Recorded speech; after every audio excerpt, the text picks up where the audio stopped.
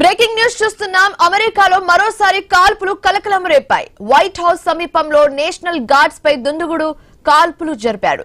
ఈ ఘటనలో ఇద్దరు నేషనల్ గార్డులు స్పాట్ లోనే ప్రాణాలు కోల్పోగా పలువురి గాయపడ్డారు.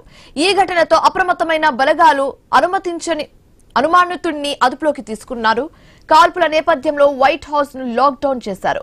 కాల్పులు జరిగిన ప్రాంతం అత్యంత భద్రత ఉండే వైట్ హౌస్ జోన్ పరిధిలోకి వస్తుందని అధికారులు తెలిపారు.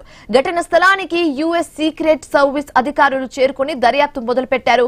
కాల్పులపై స్పందించిన ఘటనపై అధ్యక్షుడు ట్రంప్ స్పందించారు. నేషనల్ గార్డ్స్ పై కాల్పులు జరిపిన వ్యక్తిని మృగంతో పోల్చారు. కాల్పులు ఘటనకు మూల్యం చెల్లించుకోవాల్సిందేనని హెచ్చరించారు.